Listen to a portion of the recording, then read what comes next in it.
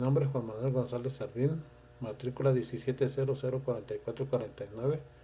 Reto, la jurisprudencia. Módulo, juicio de amparo 1. Licenciatura en Derecho. Mi asesor, Sofía Pérez Fuentes Sacramento. Fecha 10 de junio de 2024. Respecto al caso número 1, utilizando la creación de dicha jurisprudencia, el método de integración por reiteración se establece por los tribunales colegiados de circuito cuando sustenta por unanimidad un mismo criterio en 5 sentencias no interrumpidas por otra en contra. Lo fundamenta el artículo 216 de la Ley de Amparo. La jurisprudencia por reiteración se establece por la Suprema Corte de Justicia de la Nación,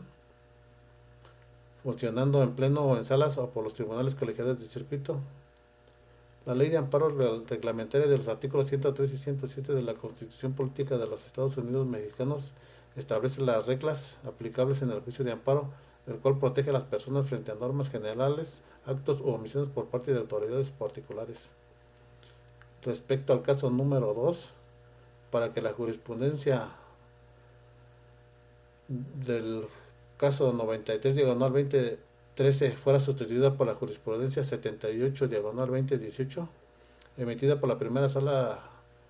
de la Suprema Corte de Justicia de la Nación, nos dice que es un método de integración por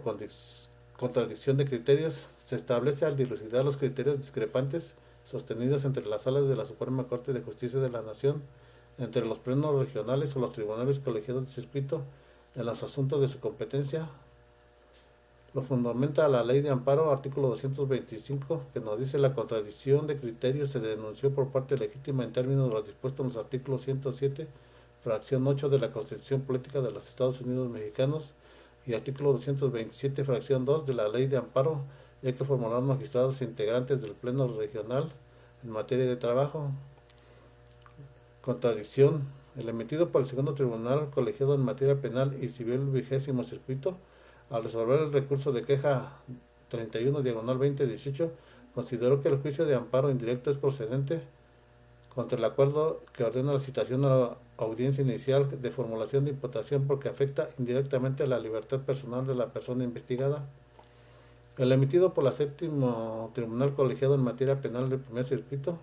al resolver el recurso de queja 137/2016, determinó que el juicio de amparo indirecto es procedente contra el acuerdo que ordena citación a la audiencia inicial de formulación de imputación porque afecta indirectamente a la libertad de la persona investigada. El emitido por el tercer tribunal colegiado del 27º circuito, al resolver el recurso de queja 111/2017, consideró que no procede el juicio de amparo indirecto contra la citación a la audiencia inicial porque es un mero aviso que no incide en la esfera jurídica de la persona investigada.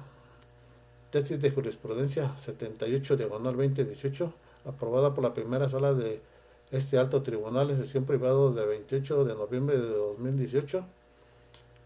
nos dice: audiencia de formulación de la imputación, el acto que ordena la citación del imputado a la celebración de dicha diligencia como forma de conducción al proceso eventualmente puede derivar en la aprehensión de aquel y por tanto es un acto que afecta indirectamente su libertad.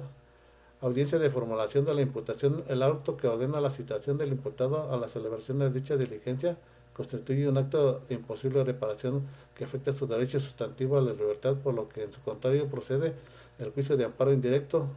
y datos de prueba en la audiencia inicial del proceso penal acusatorio y oral. Desechamiento por el juez de control constituye un acto de imposible reparación impugnable en amparo indirecto.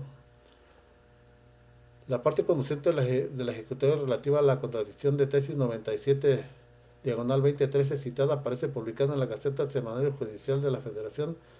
10ª época, libro 2, toma 2, enero de 2014, página 1053. Respecto al caso 1, 2 y 3,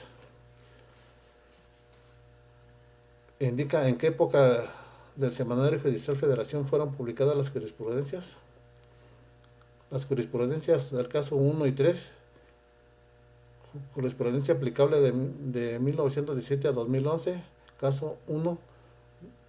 novena época de 1995 a 2011, y caso 3, novena época de 1995 a 2011. Caso 2, jurisprudencia aplicable de 1917, décima época,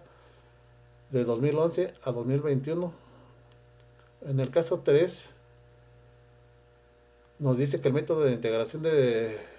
precedentes obligatorios, las razones que justifican las decisiones contenidas en las sentencias que dicta el Pleno de la Suprema Corte de Justicia de la Nación constituyen precedentes obligatorios para todas las autoridades jurisdiccionales de la Federación, de las entidades federativas cuando sean tomadas por mayoría de 8 votos. Lo fundamenta el artículo 225 de la Ley de Amparo, que establece que los órganos de control constitucional deberán tomar en cuenta todas y cada una de las pruebas que aporte al juicio de garantías promovida por las autoridades o individuos que menciona el artículo 212 de la invocada ley. El artículo 217 de la Constitución Política de los Estados Unidos Mexicanos, la jurisprudencia que establezcan los plenos regionales es obligatoria para todas las autoridades jurisdiccionales de la Federación y de las entidades federativas de su región, salvo la Suprema Corte de Justicia de la Nación y plenos regionales. En el caso 5, respecto a los votos que deben emitirse